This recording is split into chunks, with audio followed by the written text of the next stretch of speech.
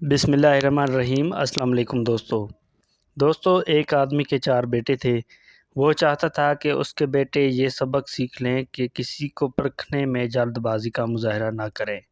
لہٰذا اس بات کو سمجھانے کے لیے اس نے اپنے بیٹوں کو ایک سفر پر روانہ کرنے کا فیصلہ کیا اور کسی دور دراز علاقے میں ناشپاتی کا ایک درخت دیکھنے کے لیے بھیجا۔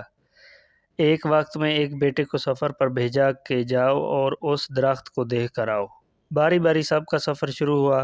پہلا بیٹا سردی کے موسم میں گیا، دوسرا بہار میں، تیسرا گرمی کے موسم میں اور سب سے چھوٹا بیٹا خزاں کے موسم میں گیا۔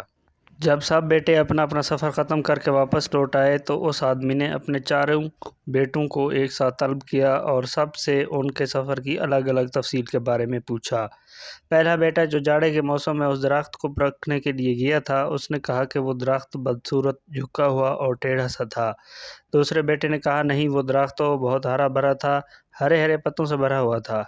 تیسرے بیٹے نے ان دونوں سے اختلاف کیا کہ وہ درخت تو پھولوں سے بھرا ہوا تھا اور اس کی مہک دور دور تک آ رہی تھی، اور یہ کہ اس سے حسین منظر اس نے پہلے کبھی نہیں دیکھا تھا۔ اب سب سے چھوٹے بیٹے نے اپنے سب بڑے بھائیوں سے اختلاف ظاہر کیا کہ وہ ناشپاتی کا درخت تو پھل سے لدا ہوا تھا اور اس پھل کے بوجھ سے درخت زمین سے لگا زندگی سے بھرپور نظر آ رہا تھا۔ یہ سب سننے کے بعد اس آدمی نے مسکرا کر 4 بیٹوں کی جانب دیکھا اور کہا، تم 4 میں سے کوئی بھی غلط نہیں کہہ رہا، سب اپنی اپنی جگہ درست ہیں۔ بیٹے باپ کا جواب سن کر بہت حیران ہوئے کہ ایسا کس طرح ممکن ہے۔ باپ نے اپنی بات جاری رکھتے ہوئے کہا، تم کسی بھی درخت یا شخص کو صرف ایک موسم یا حالت میں دیکھ کر کوئی حتمی فیصلہ نہیں کر سکتے۔ کسی فرد کو جانچنے کے لیے تھوڑا وقت ضروری ہوتا ہے۔ انسان کبھی کسی کیفیت میں ہوتا ہے تو کبھی کسی کیفیت میں۔ اگر درخت کو تم نے جاڑے کے موسم میں بے رونق دیکھا ہے تو اس کا مطلب یہ نہیں کہ اس پر کبھی پھل نہیں آئے گا۔ اسی طرح اگر کسی شخص کو تم لوگ غصے کی حالت یا کسی بدعملی میں دیکھ رہے ہو تو اس کا مطلب یہ ہرگز نہیں ہے کہ وہ برا ہی ہوگا۔ کبھی بھی جلد بازی میں کوئی فیصلہ نہ کرو جب تک اچھی طرح کسی کو جانچ نہ لو۔ کسی کو اسی وقت سمجھا یا پرکھا جا سکتا ہے جب یہ تمام موسم گزر جائیں۔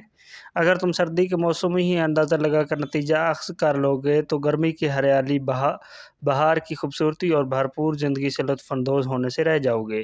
صرف ایک دکھ پریشانی کے لیے اپنی زندگی کے باقی خوشیوں کو داؤ پر مت لگاؤ۔ زندگی کے ایک برے موسم کو بنیاد بنا کر باقی زندگی کو مت پرکھو۔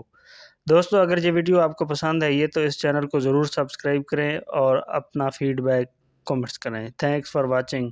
اللہ حافظ۔